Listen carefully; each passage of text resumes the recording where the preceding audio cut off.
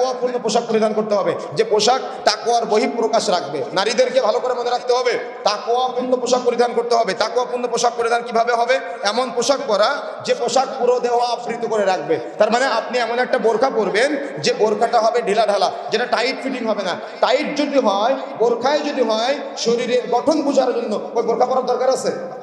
কথা বুঝতে পারতেছেন? আমার কথা বুঝতে পারছেন? 2 নম্বরে মনে রাখতে হবে, এমন বোরকা হবে বা এমন পোশাক পরতে হবে যে পোশাক পুরা দেহ আবৃত করে রাখবে। আপনি বাড়িতে সালোয়ার কামিজ পরতে পারেন, তার মানে আপনি বাড়িতে জামা গায়ে দিতে পারেন, তবে যারা 14 জন আপনার মাহারাম আছে তাদের সামনে কিন্তু মাথায় কাপড় দিয়ে চলতে হবে আপনাকে। কথা বুঝতে পারেন না মনে হয়? মাহারামদের সামনে যদি মাথায় কাপড় দিয়ে চলতে হয়, তাহলে যারা নন মাহারাম, যারা আপনার চেহারা দেখতে পারে না, তাদের সামনে আপনাকে কিভাবে চলতে হবে? মা এবং বোনেরা মনে করে যে ছেলে মাহারাম, এই জন্য ছেলের সামনে মাথায় কাপড় তুলে ঘুরে বেড়ায়। আশ্চর্য হিসাব! কোথায় পেয়েছেন আপনি এগুলা? কোথায় পেয়েছেন? আপনার সৌন্দর্য শুধুমাত্র আপনার স্বামী উপভোগ করতে পারে? আপনার সন্তানের সামনে আপনাকে মাথায় কাপড় দিয়ে চলতে হবে? জামাইয়ের সামনে মাথায়, তার মানে মেয়ের জামাইয়ের সামনে মাথায় কাপড় দিয়ে চলতে হবে, আপনার বাবার সামনে মাথায় কাপড় দিয়ে চলতে হবে। আর নির্লজ্জ সমাজ আজকে মেয়েটা বাবার সামনে গেঞ্জি গায়ে ঘুরে বেড়ায়, বাবার সামনে প্যান্ট পরে ঘুরে বেড়ায়, এদের লজ্জাও নাই, শরমও নাই। আজকে বেশরময় সমাজে চলতেছে। আর এই কথাগুলো বলে নারী বিরোধী বক্তব্য। এগুলো নারী বিরোধী বক্তব্য?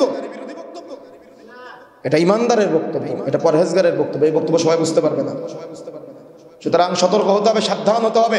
এমন পোশাক পরতে হবে যে পোশাক তার মানে পুরো দেহকে আবৃত করে রাখবে, ঢিলা ঢালা হতে হবে।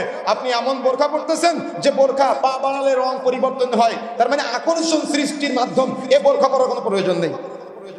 কথা বুঝতে পেরেছেন? হাত মোজার নতুন সিস্টেম উঠেছে, এই পর্যন্ত করে পড়ে আর আঙ্গুলগুলো খুলে রাখে। এগুলো হলো আধুনিক জাহেলিয়াত। কথা বুঝতে পেরেছেন? সতর্ক হতে হবে, সাবধান হতে হবে। আকর্ষণ সৃষ্টির কত মাধ্যম আজকে মাথায় বোরখার বিভিন্ন সাইটে দেখা যাচ্ছে আরবি ক্যালিগ্রাফি দিয়ে অন্যতম একটা আকর্ষণ সৃষ্টির মাধ্যম তৈরি করেছে আজকে। এগুলো সব জাহেলিয়াত। পর্দা হতে হবে একেবারে নিছক পর্দা, যেটা আকর্ষণ সৃষ্টি কোনো মাধ্যম হবে না। সতর্ক হতে হবে, সাবধান হতে হবে। এই বক্তব্য ইমানদার নারীদের জন্য, আর ইমানদার পুরুষ যারা আছেন আপনার পরিবারের জন্য। যদি আপনি মানতে না পারেন, আল্লাহ রাসূল বলেছেন সালাসাতুন কাদ হারামাল্লাহু আলাইহিমুল জান্নাহ, 3 শ্রেণীর ব্যক্তির উপরে জান্নাত হারাম। তার মধ্যে 3 নম্বরটা হচ্ছে দাইয়ুস। দাইয়ুসকে আল্লাযী ইউকুররু ফি আহলিল খাবাস, যে তার পরিবারে পর্দা রাখে না, তার উপরে জান্নাত হারাম।